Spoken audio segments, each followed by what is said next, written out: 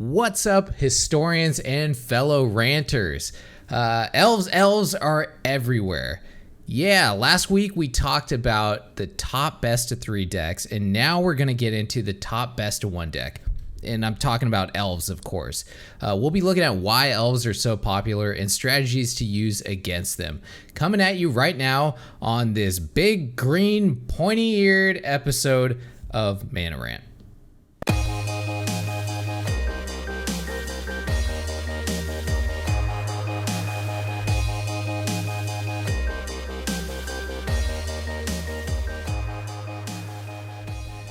But first, I'm Hoshi, he who rants the most, destroyer of grammar, and whiskey-brained elvish visionary. And as always, I'm joined by a man who's killing a keg a week now, which is a lot. I don't know if you know how big a keg is. It's quite a bit. He took the title of Mythic last week, and now he might be going for the title of Fattest Dork. Definitely the title of Drunkest Dork. We have the ever-expanding Drunken Dork. Ever-expanding, yeah. And, you know, to my credit or not to my credit, they're only 5-gallon kegs. So I'm really only polishing off 5 gallons at a time. So come on, that's not that bad, is it? No, that's super reasonable, I think. Okay, cool. Yeah, that's I needed that. I needed to hear that, you know, some validation. Okay, good. Yeah. My drunkenness. We're not planning an intervention for you or anything, dude. Like, totally, just rest assured. Cool. And that brings us to our absent Deep V wearing co-host Apollo, the man that is always 1 inch away from a nip slip, and he is he's it's gross. He's still gone. Yeah, that is gross. Nobody wants to see that. No one does. He's still gone. Yeah, we're still waiting for him to get his equipment, from his house, and so normally he's been sending us in videos that we have been roasting. I mean, evaluating carefully. They've been great, great videos. Listening to every single moment of it, not interrupting every them word whatsoever. Not at all. Just embracing every moment. And and he didn't send us one this week for some weird reason. I don't know why. But yeah, so he abandoned us this week. Oh well. Anyways, thank you for joining us, everybody. We are the Mana Dorks, a couple of longtime friends who love Magic and have been playing it forever. And now our new love pretty much is like Arena. We focus on a lot. And you are listening to the Mana Rant podcast, where we talk about everything in Magic the Gathering, but mainly focus on historic. Our show segments move through the phases of Magic. Main phase is going to be our main topics, but we have a bunch of silly stuff in between, like Reddit Rant, where we make fun of people on the internet, and the horseshit card game, where we play this fun card game, and then some other random stuff is thrown in there too. But there'll be a full breakdown in the description below if you want to check it out and hop around. And with that, let's just get straight into the show now with our Untap phase. Untap. And Untap is a quick phase where we untap some drinks that we're going to be enjoying during the show. And so, Drunken, what are you untapping tonight? Just point at this every week. I still have my kegerator here that's going to constantly be filled until either I go broke from drinking too much beer, or I die from like a massive coronary or liver failure or something like that. I'm going to go into a little so this last week I was sick, and it wasn't like normal sick. I had massive heartburn, like incredibly bad heartburn, which I could count on one hand how many times I've had heartburn in my life. And it was like daily. I had it every single day. It was a realization of really how old I am and like what I'm intaking and like how poorly my body digests it. But it was like a really weird like feeling where it felt like I had like constantly had something in my throat. I mean, I know you probably know what that feels like. Oh yeah, definitely. Yeah. Oh yeah. I mean, burping up That this was stuff.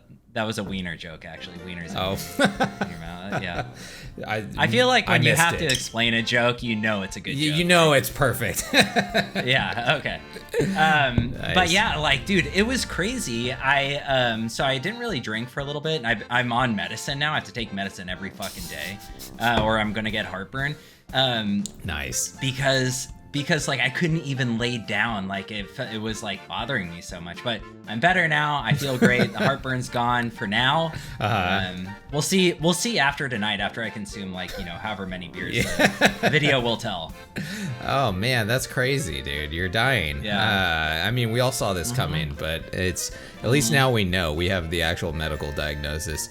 For me, I am drinking. I just opened this, which is a Macallan 15-year double cask Scotch whiskey, and this has been sitting on my my bar for a while now. I've been waiting to open it up, Wow. and it's a 4-day weekend for me, so that felt like a good occasion, to get into this thing. Man. I'm very excited. I got this bottle for free. Well, not for free. I did some digital forensics on somebody's hard drive, where they ripped a hard drive out of a machine at work, and they were like, "Hey, can you get this information out of it for me?" And I was like, "Yeah, sure," and that stuff's normally really expensive to do, actually, to get somebody to do like data.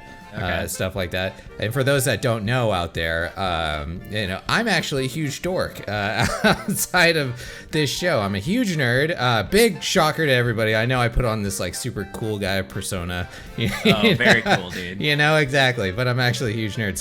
So yeah, for a thank you for doing that, I got a Macallan 15 bottle out of it. I was like, score. And all right. Oh, sorry, keep going. I didn't mean to. No, that's it. I'm just super excited about this one. Okay, so now that you're drinking whiskey or bourbon or what, Scotch. Scotch. Please tune in to our post-show versus video, because Hoshi is going to be hammer time. He is like not even going to be able. You're not going to be able to understand him. I'm gonna lose. One eye's going to be looking out the window. The other eye is going to be, I don't know. It's going to be looking somewhere else. And so if you're listening, go to our Twitch, and you can see our our post-show games, and it should be a blast today. Watch me like drunkenly click around the screen. Yeah, that's gonna be a good time. Probably beat me. I mean, you murdered me last week, so. We'll see. All right. Well, with that, let's get into our upkeep. Upkeep, get ya upkeep. And Upkeep is going to be our Reddit Rant segment. Reddit Rant is where we look to the internet for people basically bitching about Magic the Gathering, which, is super easy to do because Magic is a game of very high highs and very low lows. And a lot of people that are experiencing those low lows love to go to the internet and just scream about it. So let's take a look at an interesting one tonight. We're once again revisiting the net deck versus the homebrew, and this one I was a little hopeful for at first when I started reading it, and then it took a nice little M. Night Shyamalan-y twist near the end. So here we go. We're going to Facebook in the Magic the Gathering Arena MTG, group or whatever they call them over on Facebook. And then this is David Nettles. And David says, all this homebrew versus net deck stuff makes me want to say this. The reason I homebrew is because when I build a winning deck from my own original idea, it gives me a sense of pride no net deck can touch. I don't care if someone else came up with it too. As long as the idea came from me, then the pride is earned. Net decking is like your parents buying you a house. Yes, it's legitimately yours, but you have no right to take pride in it or call it an accomplishment. But if those kinds of dry wins are okay with you, then by all means, net deck. I prefer to earn what I get in life. I am David Nettles. Super homebrewer. All right, he didn't add that last part, but I felt like he kind of, could have thrown that in there. Druggan, what do you think about David? I want to say first, you cut out a couple times, so I don't know if it cut out through the stream through audio or whatever, but hopefully it didn't. Unfortunately, you cut out right at the end when you were saying, but if those kinds of dry wins are okay with you, then by all means, net deck away. Yeah. Which is like kind of the climax of this whole thing. He's like, I don't understand why people are like doing this argument because, whatever, fucking homebrews are the best and net deckers can go suck a dick is basically what he's saying at the end. Absolutely. Yeah. And you know what, David? I don't know, man. I don't know what to say about this one. Mm-hmm. I kind of agree with him in a way, but dude, if you want a net deck, fucking net deck, dude. There's nothing wrong with it. We say it every week. Net decking is perfectly okay. I don't agree with that part of this, but I definitely agree with the pride at the homebrew. Like, he got all that beginning part right. He just kind of shit all over himself and then shit on everyone else with it. Yeah, you know what? Like that first whole paragraph that he's going over. Well, he didn't use any indentation, of course, but like right where he got to the part where he's talking about how he feels this sense of accomplishment in his net deck. It does. I like how he said it doesn't matter if someone else came up with it, because people bring that up all the time. They're like, oh, you think you're special because you did a homebrew, but someone else has already thought it up. Yeah, but if you didn't see someone else think it up and you have it up, that's cool. I think that's cool. And I totally agreed with that whole first part where he's talking about a sense of accomplishment in your net deck. I was like, awesome. I totally get it. And then he went way off the fucking rails where he was like, yes, it's legitimately yours, but you have no right to take pride in it or call it an accomplishment. It's like, I mean, you know what? If you get some wins with a net deck, that doesn't mean that, Magic's a hard game. If you could pilot any deck, yeah, sure, you can feel accomplishment in it. I don't think you're gonna feel as much as if you homebrewed the deck from scratch, right? You'll probably feel more. Yeah, obviously if you do that, but I mean the fact that he's saying you have no right, to feel you have no right to feel happy, fuck are you? Yeah. Fuck you. How dare you feel happy or any sense of accomplishment? You out there, trying to figure out how to play Magic or whatever, or just picking up a deck for the first time and having fun playing it. Yeah. Fuck you. Yeah. You're not nearly as super cool big brained as I am. Oh man. Yeah. David, you started off so great, and then fucked it up real bad. I didn't even get into the comments of this one. I'm sure they're fucking horrific. Yeah. I'm gonna throw a quick analogy. Yeah. It's David is one of those times where you take a really fulfilling poop, and it's just it feels real good. It was what you needed to relieve yourself, and then you just don't wipe it all up, and then that is basically what David did. Does that work? Is that a good analogy? I love that that's your first place to go to for analogies. You're like, where do I feel a real sense of pride in my life? I know when I take a huge dump. Yeah. Dear God, drunk. Oh man, great. It's just beer and poop for me. Great. You are a modern day philosopher. Mm-hmm. You and David Nettles. Well, that was Reddit rant. And so if you find a David out there talking about how fucking cool he is, send it our way. We like to read that kind of stuff. And well, with that, let's get into our draw phase. Let's draw. And so draw is where we talk about the decks that we've been playing this week, in Magic. So what have you been playing this week, Drunken?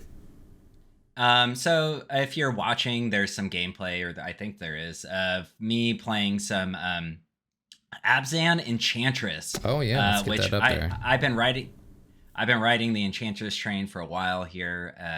I absolutely love the deck. I know it in and out.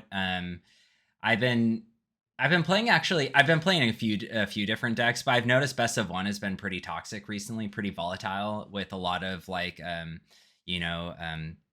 Tibble. Of course, throws. Yeah, throws Tibble's deck. Yeah. And a lot of elves, which we're going to be talking about. And like those two decks in particular are really hard to fight, I feel like. And like they just like they can win on turn 2, turn 3. And so elves not turn 2, but turn 3, turn 4. Yeah. So I just think it's like I had to get off of Best of One and I started playing Best of Three, and that's why I started playing my Abzan deck or my Enchantress deck, and I had to make it Abzan because it just works better in Best of Three because the sideboard is so much better when you have access to black. Yeah, and I mean that's what I have 4.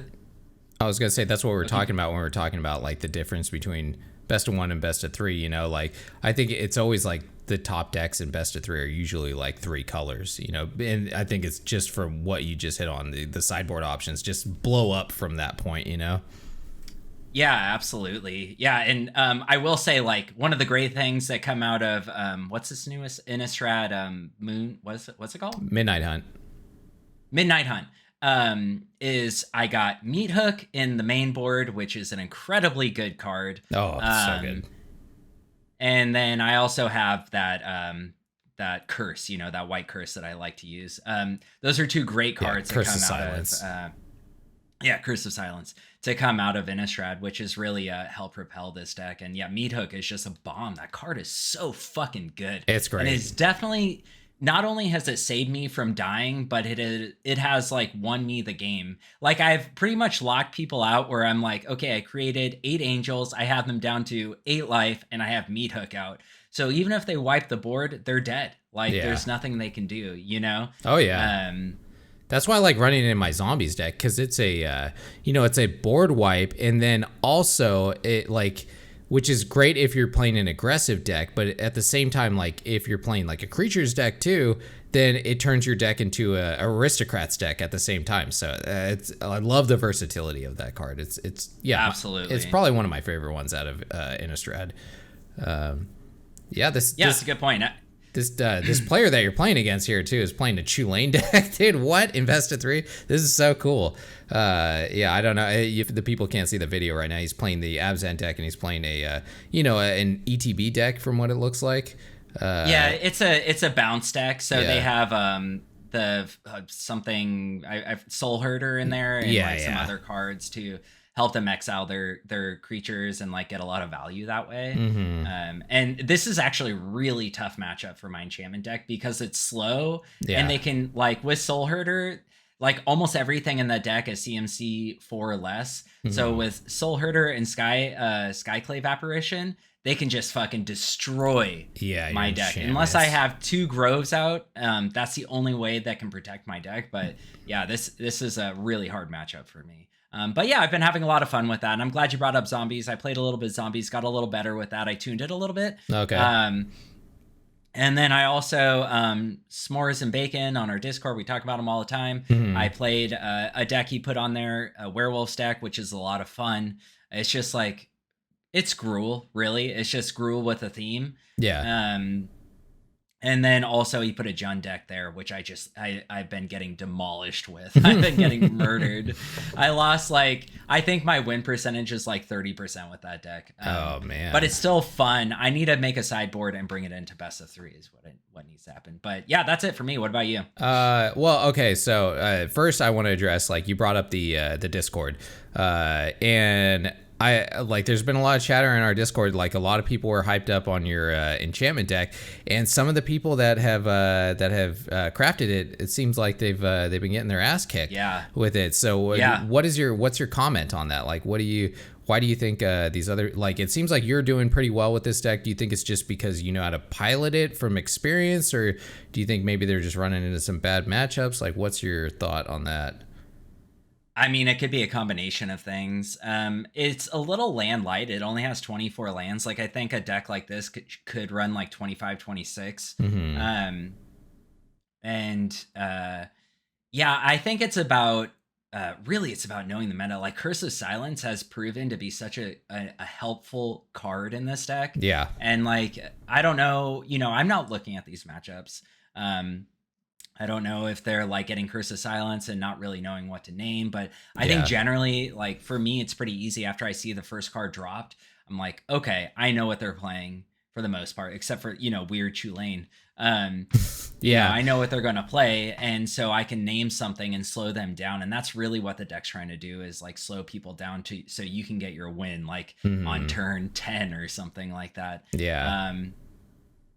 And then also utilizing the Grove is really I think like the most important part about this deck. So I don't know, like you can get screwed. This deck does lose to things. It loses to artifacts every single time, or mono brown, control or whatever that's called. Ugin's gonna lose every time. Destroy this deck. Yeah, and then it loses to some other things like to super hyper aggro, but it could just be it's not good in the meta right now. But I've been having success, or it's just bad draws, bad matchups. Who knows? All right, well, that was interesting. We're back now. Sorry about that, everybody. I live in Florida and I have Cox for an internet provider, and they are not the best.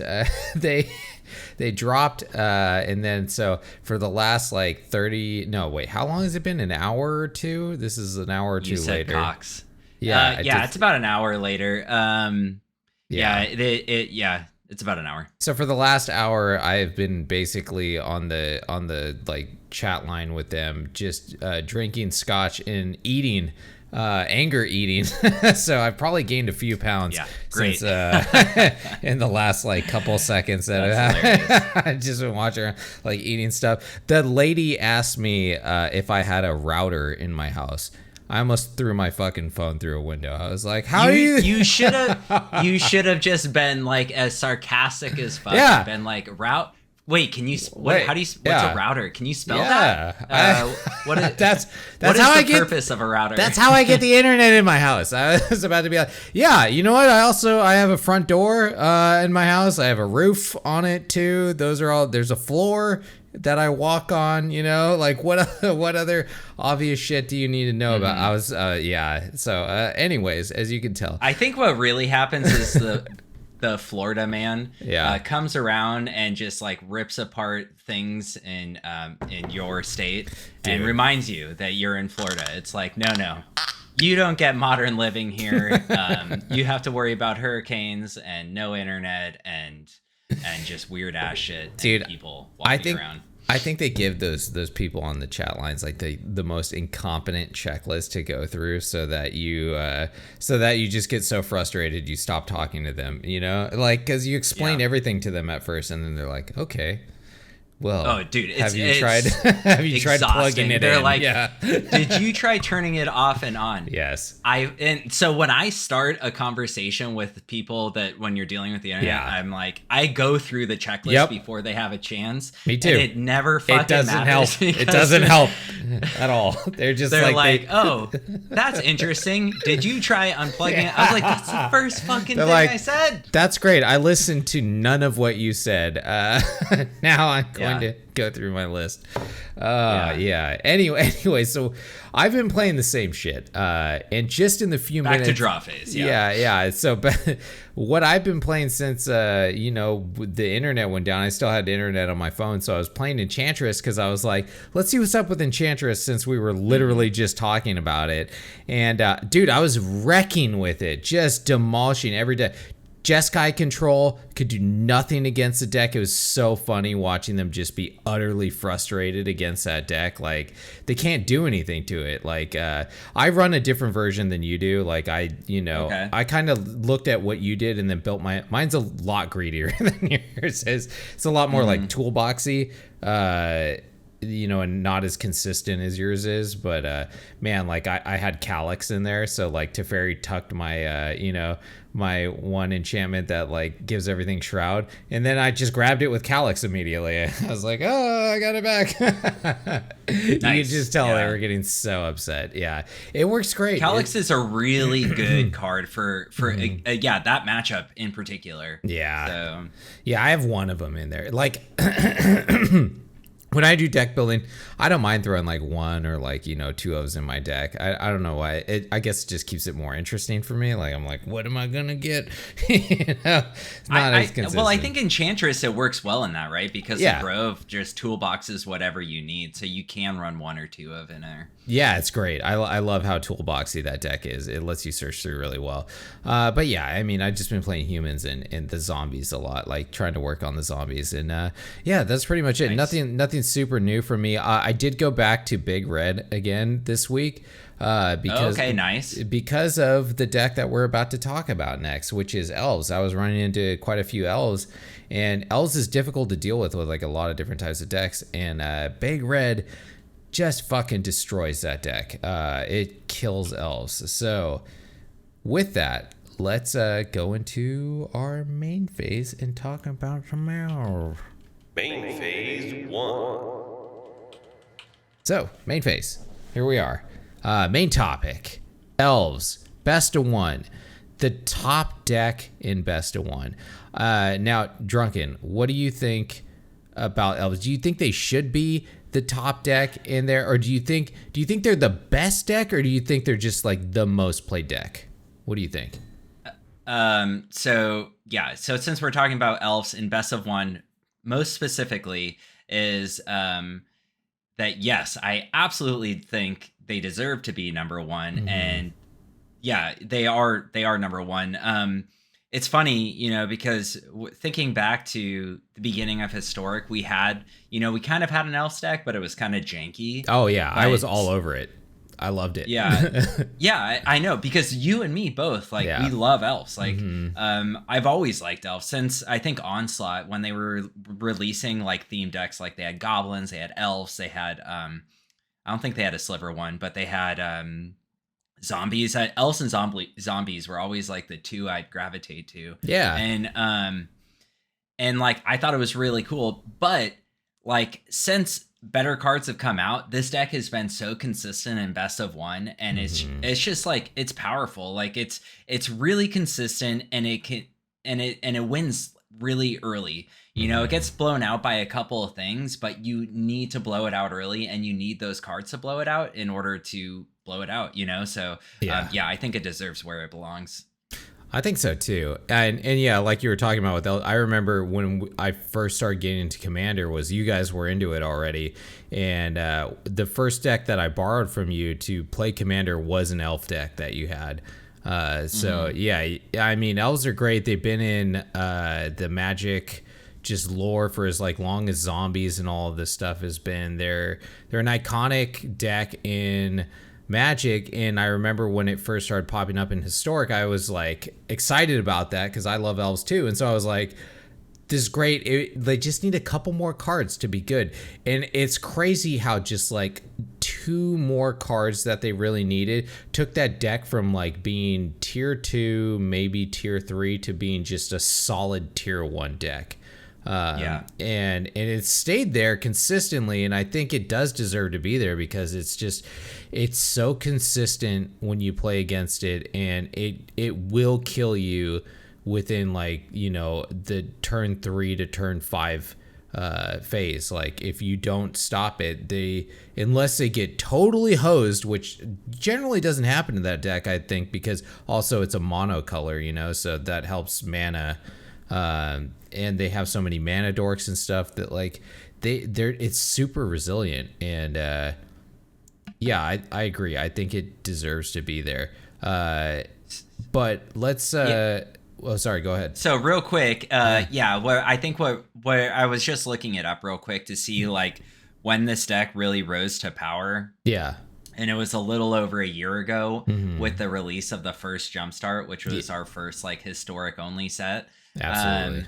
and that's where we got Elvish Archdruid. And Elvish Archdruid is like really one of the main proponents in that deck that propels it forward, right? Absolutely. It's just a powerhouse, gives everything +1/+1 and adds a shit ton of mana. And that's how, like, you know, you drop this on turn 2 and then turn 3 you're fucking, you know, winning the game pretty much. So yeah. Yeah, you know, you brought up something that I wanted to bring up while we were talking about this and going through the decks, but I was going to ask you, like, after we went through all of them, which card do you think was like the strongest card basically in Elves right now?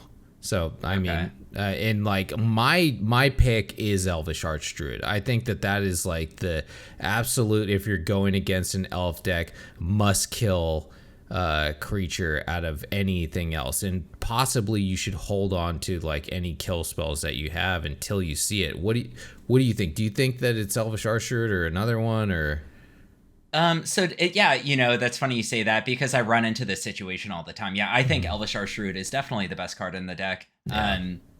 Because it's the one that I always want to draw. It's like, okay, I have a turn 1 Llanowar Elf. I don't have an Elvish Archdruid. Like, that's a thought in my head, right? When I'm playing my hand out. I'm like, hopefully I get a Elvish Archdruid on my second draw phase, you know, or hopefully I get on my third, and then I could really like start blowing up and elf balling, right? That's what the deck is called, elf ball. Yeah. And so I absolutely agree. And, you know, to the removal part of this, if I have like what's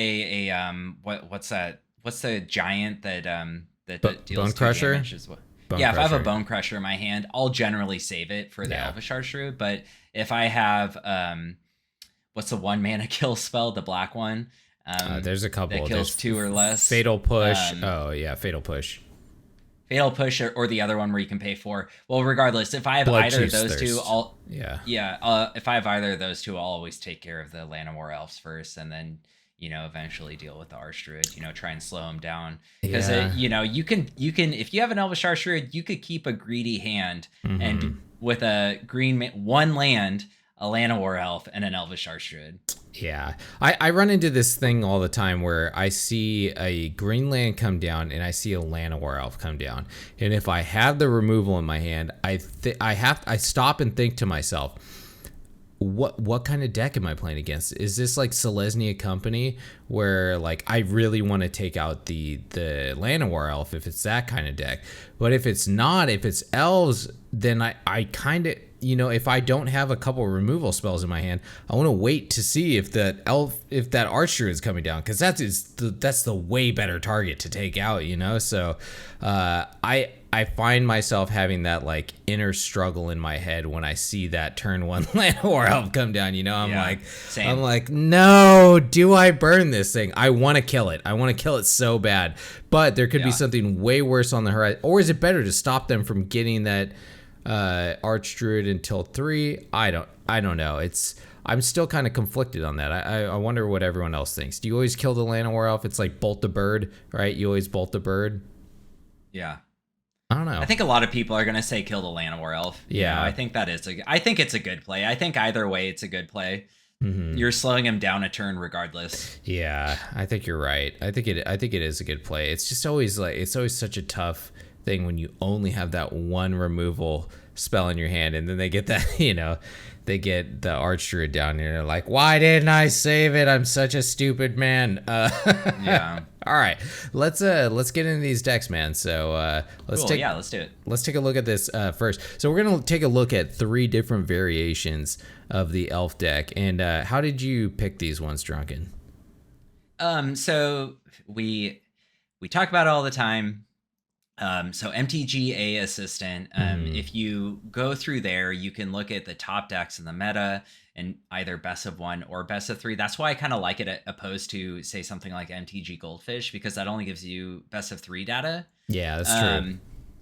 So this way you can look at the best of 1 decks, and I went through and I found 3 of the top highest win rate decks there. So these are all 69% win rate. Wow. Which is really good in best of 1. That's insane. And you know, they're all pretty similar. They're all kind of achieving the same thing. They just have different ways to win, or like maybe more interaction, like one has more interaction than another. And they're all sweet though. They're all really good decks. So if you picked up any of these, if you built any of them, you'd be fine. Yeah. Definitely can make it to Mythic, 69% win rate. Not a Yeah, problem. I agree. And I think most of them have the same like core cards that are in there, and it's like slight variations between them. So Yeah. it's good to look at these because like these different 3 versions of them. Because, I mean, this might help you pick what flavor of elves you want to play, or, maybe think of what flavor of elves you're possibly facing against to take out. So what do you think about this first deck that we have right here? I really like it. So I haven't really played Elves since too much. I played it a couple times, but I haven't played it too much since the release of the new Jumpstart set. Yeah. And I think this first one has Freyleys in it, and Sky Shroud Lookout. Yeah. Right? We're both looking at the same one. Yeah, exactly. And I think this deck looks pretty sweet, and I've ran across it a few times. Freyleys can be a huge fucking problem. Oh, yeah. Conjure a Regal Force card onto the battlefield has just devastated me. Where it's like, one of the hard things about playing against Elves, I think, is like when you're playing another aggro deck or a mid-range deck, you're trying to like eliminate their creatures, but like they keep fucking elf balling out, It's like, well, there's another elf and there's another one. And it doesn't help that they have Collected Company, because once you wipe their board, then they have 2 more elves, Yeah. So back to this deck in particular. This one isn't as explosive, I think, out of the 3 we're going to talk about. It doesn't have Craterhoof Behemoth. Yeah, that's true. It does have the Allosaurus Shepherd, though, so I guess that does help. And the Elvish War Master. So those are the 2 win conditions.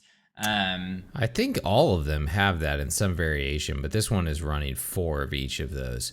So I think that's one of the difference in this. Yeah, let's look at that, because I think there are some core cards that make up an elf deck, right? Allosaurus Shepherd is absolutely one of them. If you're not running that in your elf deck, you're out of your mind. And then obviously Elvish Archdruid is a 4 of.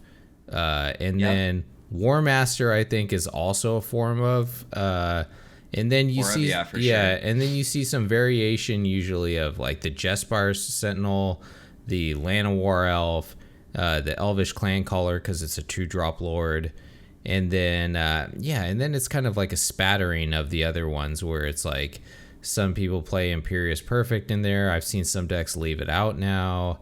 But I think those are the really core ones, is going to be the Allosaurus, the War Master, and the Archdruid, and the Clan Caller. What do you think? And maybe Collected Company is another like core of this deck. I think all of these decks are running it, or am I wrong?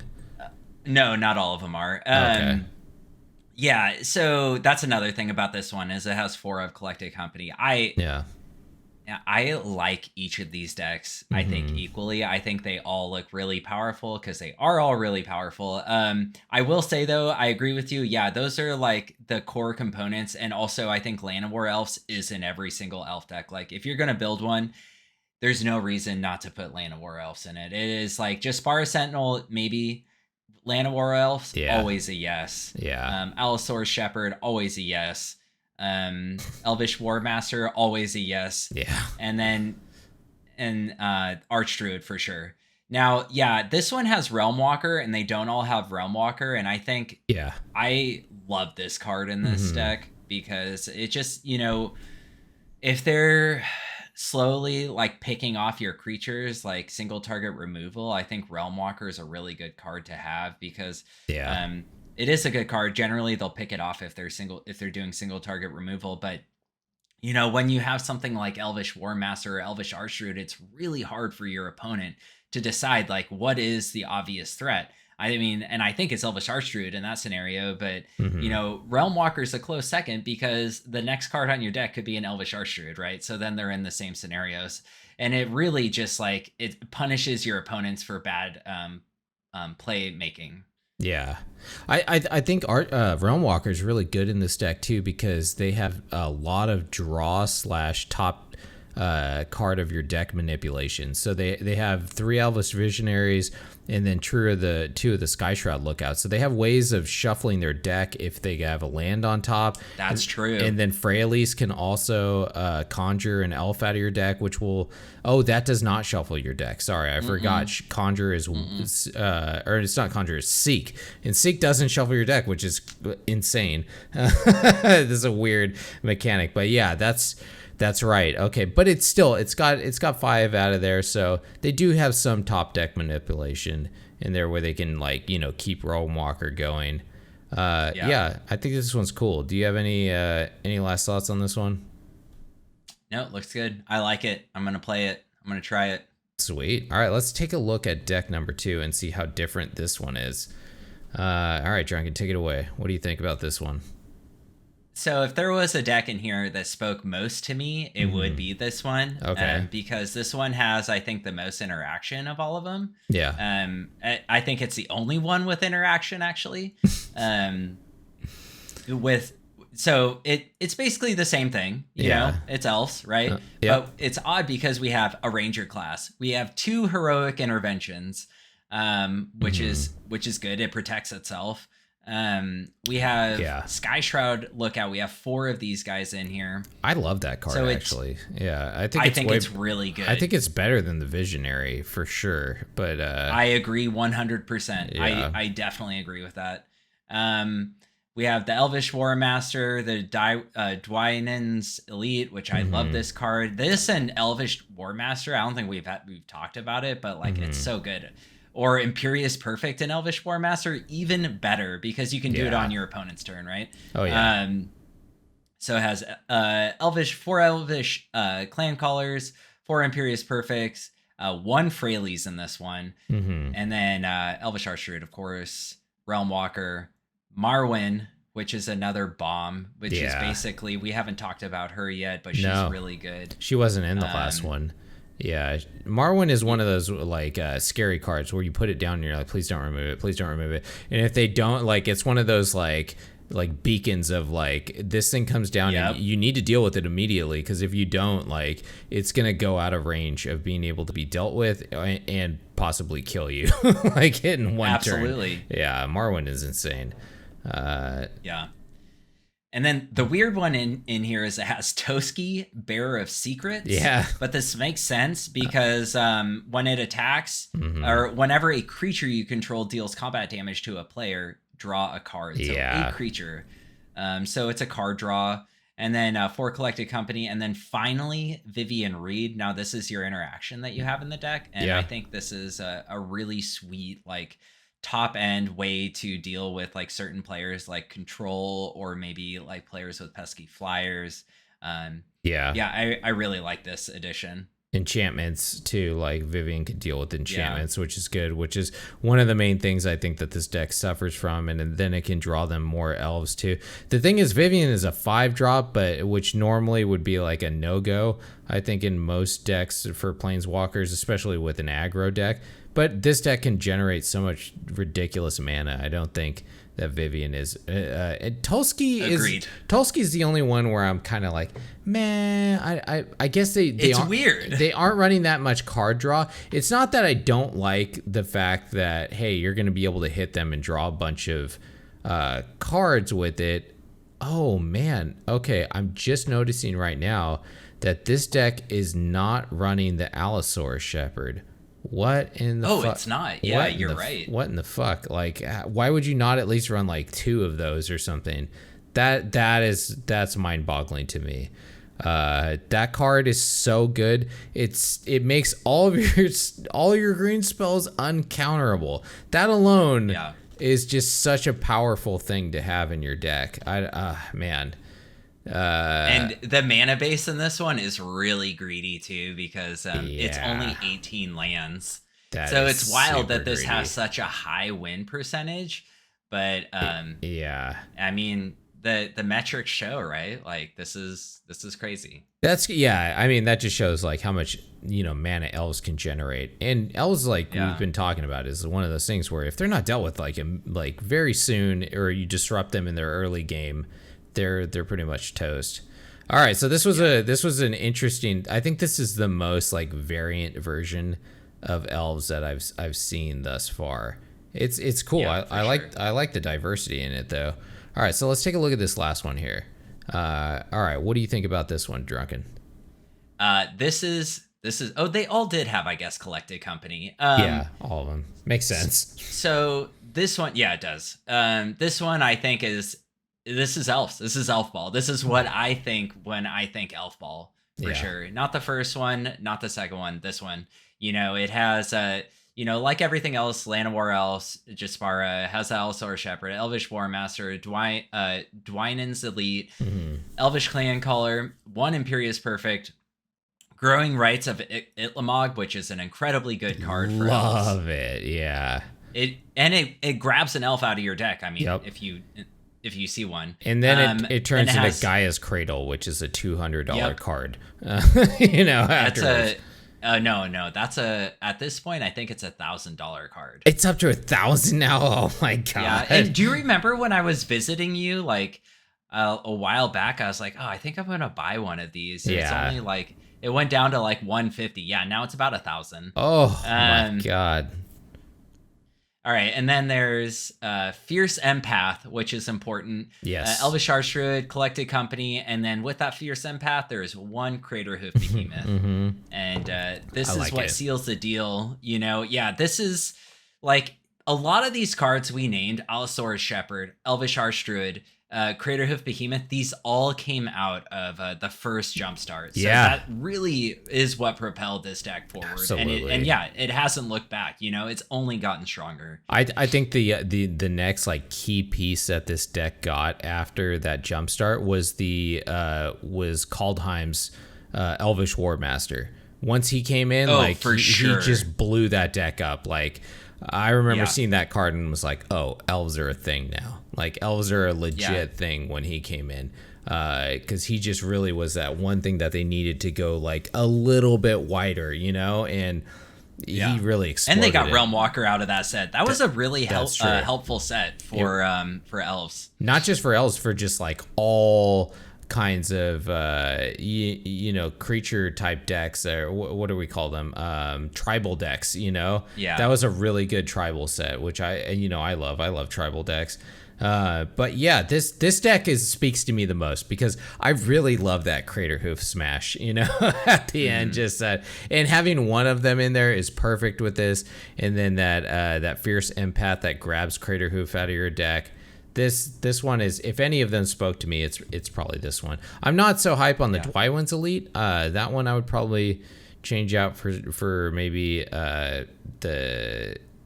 another Lord or something, but that's about it. Other than that, I mean, the thing that makes Dwynen's Elite so good though is like, say you don't have the perfect curve of Land of War Elves, and or say you do, and you have Elvish Archdruid out on turn 2. Turn 3, you Dwynen's Elite, then you have 2 more elves on top of maybe another elf, so then you're generating 4 mana with your Elvish Archdruid, and then putting out like whatever else. That's what makes Dwynen's Elite so good, right? It's kind of like it's a mini version of the War Master. It's not definitely not as good as the War Master, but it generates an extra elf. Yeah, that's true.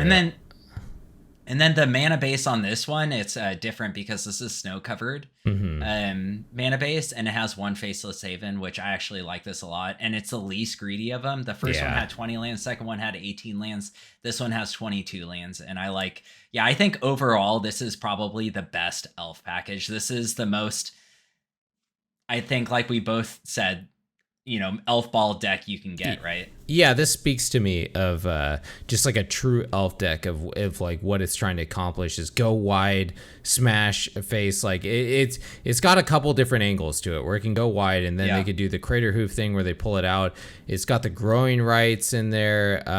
The only thing that I'm not seeing with this one is it doesn't really have any type of resiliency. It has 0 card draw. From like, it doesn't have any of the Visionaries, it doesn't have the Sky Shroud or whatever, the guy that does the the summon, that new summon thing out of their deck. So it's missing all of that. The only thing that it has that grabs another card is Growing Rights. So and Collected Company, I guess. So this one, I feel like, even though this is the most true to the elves, this one gets blown out, I think, the hardest.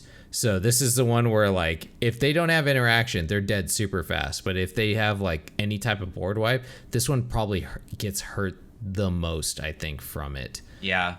I mean, I will say, though, like, Collected Company in this one, I think, goes further than any of the others. Like, the last one we talked about, you know, it had Ranger class. It also had Heroic Intervention. So Collected Company doesn't grab any of that shit. Nope. And then it also had Toski. And it had one Fraley's, and then the first one had 4 Fraley's. So like, I think, you know, at the same time, like, this is Elves, man. This is like, when I think Elves, this is what I think. You have 2 growing rights of Itlamok, sure, but that's it. You know, those are the only, and Craterhoof, those are the only things that that Collected Company can't grab. Yeah, the only thing that seems, I think, again, is going back to that BO1's Elite. I would probably change that out for maybe some type of draw elf. You know, maybe the one that conjures, or the visionary or something. I liked BO1's Elite. It's good, but this deck is suffering from the card draw just from looking at it high. I really love the mana base the most out of all of them with this one. I think this is the most, like, respectable mana base, where you're getting the Faceless Haven in there. You got the Castle Garen Brigg activation. So I like this one more than the other ones. I think it's better built. That's the only critique that I would have for it. But so what is your favorite way to win with Elves? My favorite, it's got to be Craterhoof, man. Like, okay, all right, yeah. I know, you know, just like watching your little elves just become like 11/11s or whatever. I think Allosaurus is also pretty satisfying. I think my favorite one is playing against like a hardcore counter deck, and then just throwing down the Allosaurus Shepherd, and then watching them panic and like try and like return Allosaurus to your hand, you know, and deal with it that way. That one is probably the most satisfying, because they have no way of dealing with Allosaurus. They can't do anything against it when it's like a mono blue deck. They're just trying to race you at that point with damage, which they can't do. But other than that, it's got to be Craterhoof, right? What about you? What's your favorite? Yeah, I agree. I will say, like, pretty often I forget about Elvish War Master's, like, ability. Yeah. But that one's pretty sweet to win with, because I think a lot of people forget about that. Absolutely. You know? Like, giving your creatures +2/+2 and Death Touch. Death Touch, yeah. And then they're like, like, you're attacking in, and they're like, I'm going to block. Yeah. And, you know, you have Elves, so you can generate a shit ton of mana. And I don't even think a lot of people, they don't see the Allosaurus Shepherd. Mm-hmm. They don't see, like, a flash ability for Craterhoof. And they're like, okay. And then they block. And then you just swing in and with 2/2 Death Touchers and just wipe their board and take them down to 5 or something. And they're like, yeah, the War Master one's crazy. Even when I'm playing the deck, I almost forget about it. I'm like, oh no, what am I gonna do? Oh yeah, I can pump him right now. And then, you know, if you have an Archdruid, you're like, well, I generate like an insane amount of mana, right, with him. Yeah. And then with this one, the growing rights too. It's so crazy. This thing can generate an insane amount. Okay, so we talked about, like, just, you know, these decks, their strong points. How do we take him down? If we're playing against this deck, Drunken, what do you think is the main strategy for taking down an elf deck and stopping them from killing you?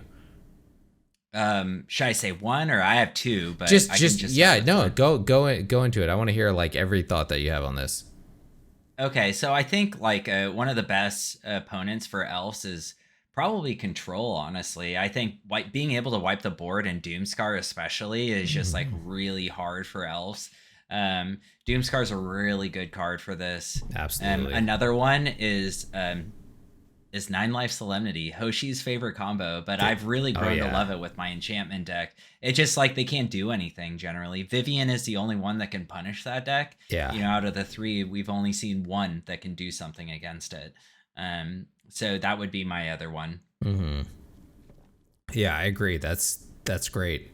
Yeah, Doomscar, like, Control, those are just good, I think, matchups against it. Just like I was saying, like, Big Red, that I was talking about earlier, which if you guys don't know what that is, that's where you're playing like planeswalkers, basically the red planeswalkers, mainly Chandras.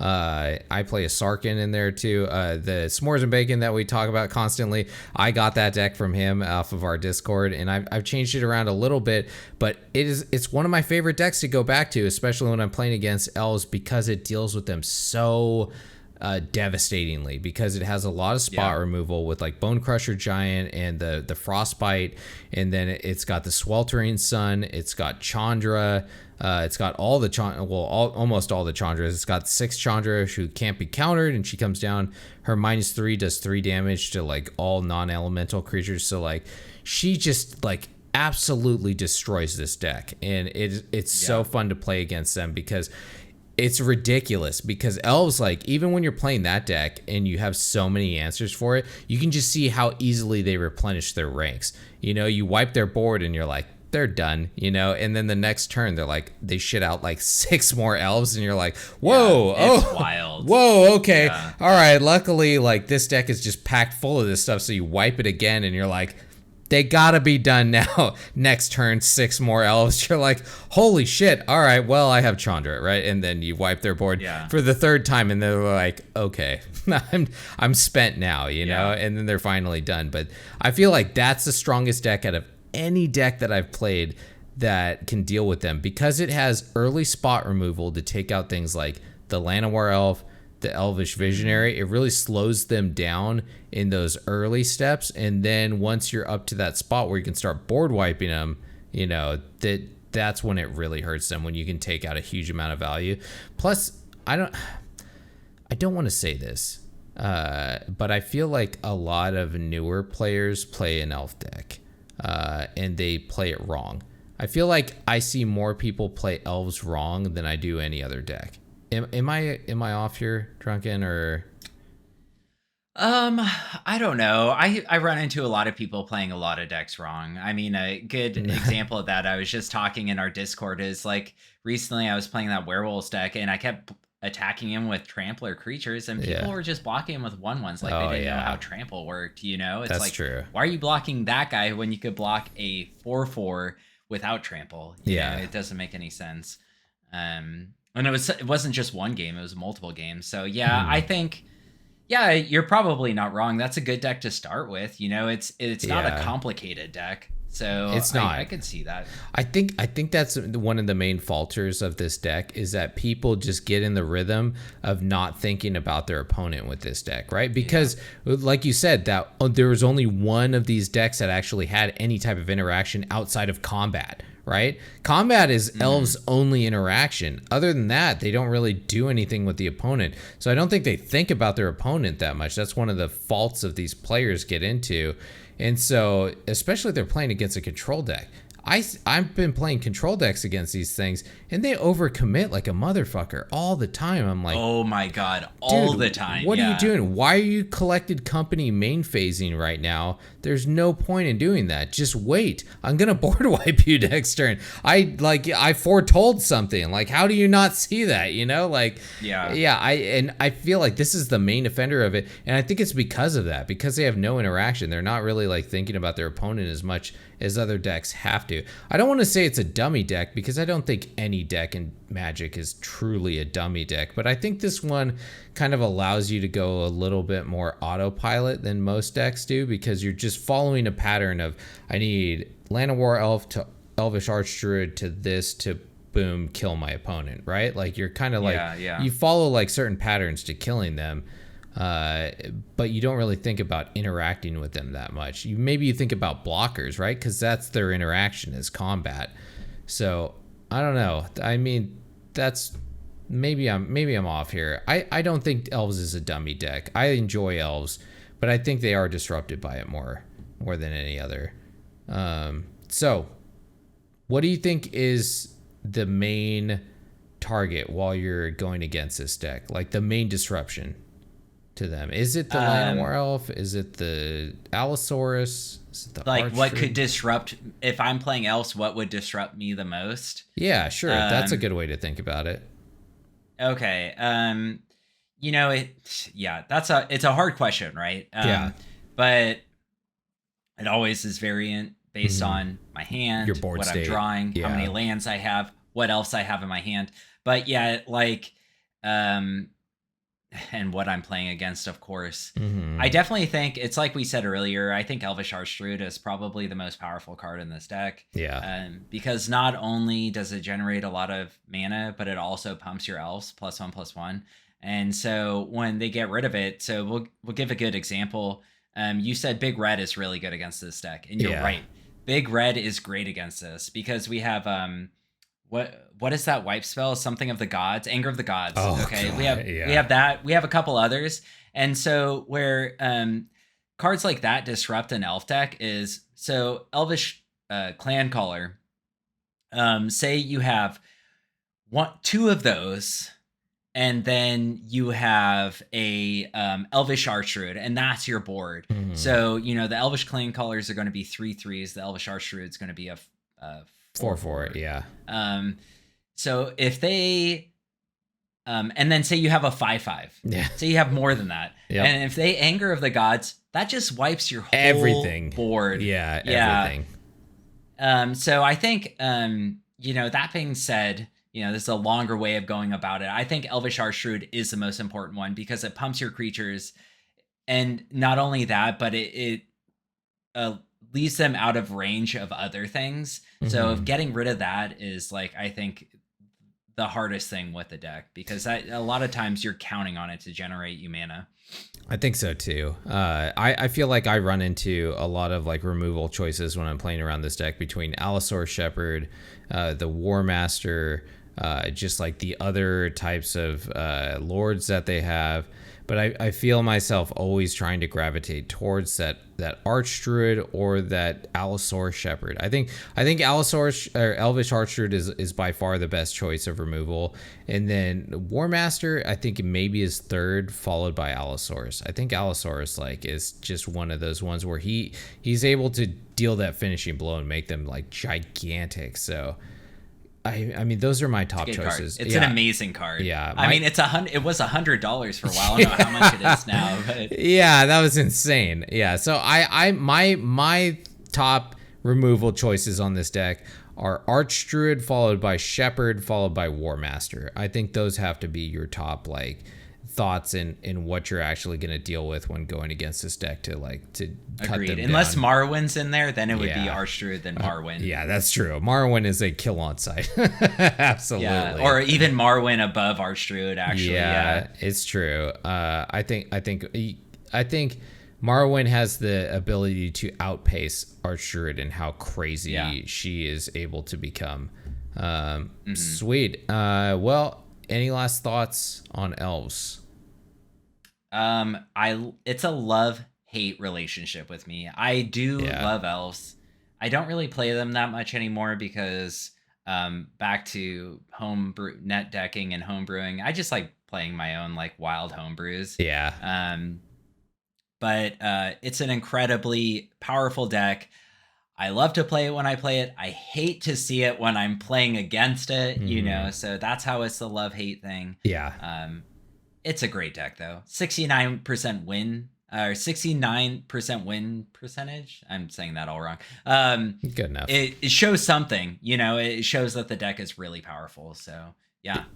Yeah, I mean, I feel the same way. I feel like this deck makes me, my hipster self come out where I was like, I was playing Elf on Arena before, dude, yeah, right? before anyone was playing Elves on Arena, and now it's like one of the top decks in Best of One, which is the main format that I play, and I'm like, I don't play it anymore, and it feels sad because I do love Elves, but it's like it's become a top tier deck, and I'm like, man, I'm gonna go to my weird jank stuff, because like I just enjoy being the underdog more. I feel like it's more satisfying to win with a crappier deck, I guess. I agree. Yeah, that's so funny you say that because I was thinking about this and I wanted to bring this up the other day. It's like when I lose to like Elves or Tybalt's Trickery or one of these like net decks, I'm like, oh fucking Yeah. How good does it feel to win with the net? Yeah. Real fucking bronze thoughts in my mind. You know what I'm saying? Absolutely. It makes you feel better. You're like, well, you grabbed that out there. I'm like justifying it in my mind. Like, yeah, exactly. You just turn into one of our Reddit ranters for for a split second. Yeah. All right. Well, that was fun. I like looking at the Elf deck. It's an interesting opponent to go against, and yeah, like you said, love tribal decks, love elf decks. They're one of my favorite tribes in Magic, but one of my least favorite decks to go against in best of one. And now with that, let's hit up some combat. Dorkish combat. All right, and combat is our horseshit card game, led by Drunken Dork. Take it away. All right, everybody. This is the horseshit card game. This is a game where I name 5 Magic cards. 4 of them are in our beloved historic format, and 1 of them isn't. And it's up to this drunken idiot over here and all you other idiots out there to figure out which one of these cards is not in our format.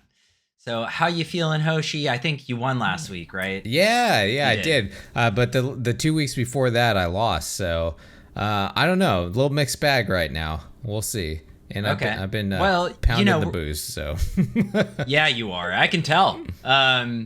So we're going on theme today. Yeah. And we are doing Elves, baby. We're doing Elves. Oh, sweet. All right. Yeah. So I think you got this one. Okay. All right. Are you ready? Yeah, let's do it. Okay. The first card is Spring Mantle Cleric. It is 4 and a green for a creature elf cleric. Spring Mantle Cleric enters the battlefield with a +1/+1 counter on it for each color of mana spent to cast it. Mm-hmm. And it is a 2/3. Okay. The second one is Reckless Amplimancer. It is 1 and a green for a creature elf druid, and it says 4 and a green. Double Reckless Amplimancer's power and toughness until end of turn. It is a 2/2. Then we have Ajani's Comrade. It is 1 and a green for a creature elf soldier. So it has trample and says at the beginning of combat on your turn, if you control an Ajani Planeswalker, put a +1/+1 counter on Ajani's Comrade, and it is a 2/2. Then we have High Spire Artisan. It is 2 and a green for a creature elf artificer, and then it has reach. It says Fabricate 1, and it is a 0/3. And finally, we have Treetop Warden, which is 1 and a green for a creature elf warrior, and it's a 2/2. Oh man. Yeah, this is way tougher than I thought it was gonna be. I was like, oh, elves. I know elves pretty well. I've done a lot of brewing around them. Same, yeah. So the first one, the Spring Mantle Cleric, I am pretty sure that one is in. The Treetop Warden looks familiar, but like he's just like in that pose that elves do in a tree where they're like, I have a weapon and I'm doing like some weird crouching thing in a tree. So you know what bugs me about these types of cards is they draw them in trees or something. Mm-hmm. They should have fucking what is it called where you can protect against flying? Yeah, reach. Reach. Reach, yeah, my fucking brain. Beer brain. Yeah, Jesus. Yeah, they should all have reach. Okay, and then we have the Elf Artificer. He's pretty cool looking. He's got reach and Fabricate. We got some Fabricate stuff in here. The Elf Soldier, I'm pretty sure he's in. I like his flavor text. I will go where the Lion Man leads. All right, that's a weird thing to say. And then we got the Reckless Amplimancer. The art on that is fucking sweet, dude. He's got the weird like side of his head shaped like he's gonna go to a rave or something afterwards. Like I don't know. Absolutely, yeah. I feel like I might have seen that before. Like that art might have caught my eye. So I think I'm gonna go with him based solely on like maybe I would have been like sweet art, and I don't think I've ever seen that before. So that's simply the one that I'm gonna go with. I the only one that I'm pretty solid on right now is the cleric one, the first one. So pretty good. I think you got me here. So that I'm going with shaved head Amplimancer. Yeah, he definitely looks like he's about to, I don't know, like put some power into a magical like cooking dish in like a very hipster restaurant or something. Yeah, you know what I'm saying? Absolutely, dude. And then he's gonna talk to you about like all like how everything is farm to table that he's doing. Yeah, exactly. Yes. That is him. I think we nailed him. Okay, great. And unfortunately though, you lost this week. Oh no. Yeah. Oh man. So you get nothing. You lose. Good day, sir. Oh, it's so painful, dude. No, which one was the right one then? So a Johnny's Comrade is not in our set. It's not, huh? I will go where the Lion Man goes. Yeah, no. It seems like something that would be in there that we would just never look at, right? God, because yeah. And it's got the Kaladesh look to him too. Like he's got that whole steampunk look to him. I think it is in Kaladesh. Yeah. I think that's where it's from. Yeah, and it just didn't get. It just didn't come to us. Yeah. Okay. Nice, dude. Good job. All right, you won. You took it back this week. You know. Good. Yeah. Pat myself on the back. Good job, dude. Good job. All right. Well, how'd you guys do out there? Did you get that one? That was probably the second one I think I was confident on. Maybe, I don't know. Tough. That was a tough one. You beat me on elves, dude. That's pretty good. Pretty good. Well, I hope you guys did better than I did. And with that, we will move to main phase 2. Main phase 2. And main phase 2 is where we're skipping it this week. We kind of went long on elves. Okay. yeah. We kind of went long on elves, I think, right? Because we both love elves. We had a lot to say about elves, and you know what? It's kind of a slow week in Magic. So I think with this one, we're just gonna move into our end step. End step. I love it. Nice. All right, and end step is where we talk about just random stuff about ourselves, basically. It could be, with stuff that we're doing outside of Magic. It could be how we got into Magic. Did you have anything for end step this week, Drunken? Yeah, the only thing I want to say is, like I said last week, every Wednesday night, Thursday morning at 12:30 a.m., I am streaming now for the foreseeable future. Yeah. I'm streaming Magic the Gathering for now. And you can watch me either win or lose. The first week, I won like pretty consistently. The second week, yesterday or last night, I lost a lot until I played my Enchantress deck. And then I started winning some games. So yeah, Nice. check that out if you can. Oh yeah, man. And then we've been trying to play some games right after the show, like stream them up after the show, do some battles. Yeah, I mean, also I'm curious what kind of content you guys are into that we're doing, like what kind of stuff you want to see more of us doing, like it'd be nice to get some kind of feedback, like what you guys don't like, maybe, like that we're doing, like that'd be great feedback. Like anything like that would be great, because I mean, we don't know. We take criticism well, I think. Yeah. Just make sure it's constructive. Don't just say you suck. Yeah. Say like you suck because you're a voice. Yeah. Something controllable too. Like if you say I suck because my voice is annoying, I can't change that, unfortunately. Trust me, Hoshi's been telling me that for years. That is true. Like there's nothing I can do. It's more the ugly thing. I mean, the voice I can deal with. It's the looking at you that's really painful. But I mean, I try. I cover up. I start wearing hats so you can see less of my face. I appreciate that. So okay, thank you. I appreciate that. You appreciate that. That's good. And Apollo too, you know, like I appreciate when he covers up, but he just decides to go deep V. He just never listens. He's like, oh, you said cover up? Yeah. Let me show you my left nipple. You're welcome. What do you think of this belly button? Oh, gross. Oh no. Oh man, it will be great to have him back on the show. So we can roast him in person. That would be fun. It is better when you know he can at least say something back, I guess. But with that, I mean, I don't really have anything else I can think of right now. So let's. Here's a quick thing. Are Sure. we playing after? I'm down. I'm still down. I don't have work tomorrow. Okay, so let's do it. Okay, yeah, that's right. You are going to be hammer time. Let's do it. Cool. Oh, yeah. All right, let's move to end step and we can start this shit. Oh, we'll clean up first. Oh shit, my bad. Clean up.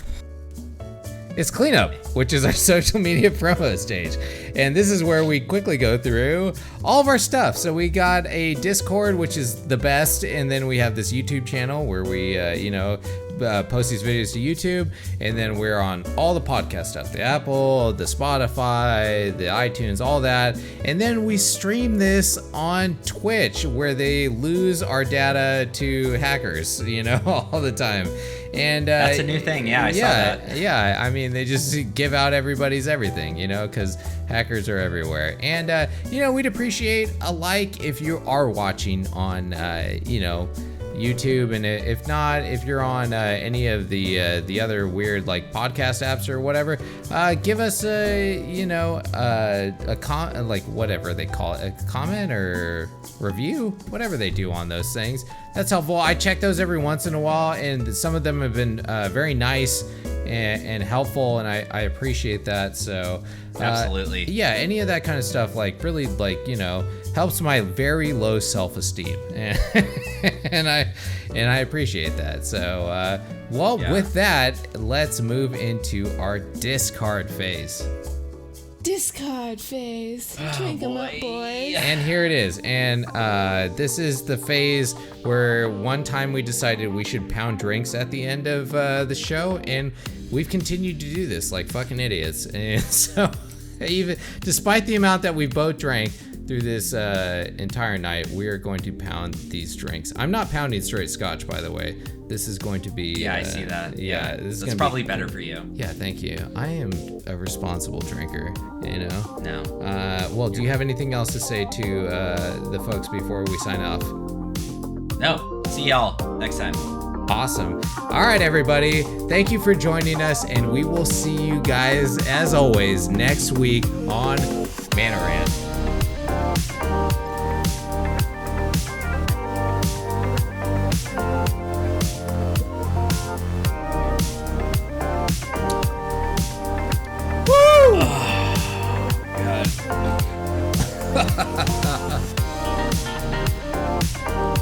Here comes my heartburn again. Back for round 2. I think we found the cause and effect. Oh boy. No, definitely.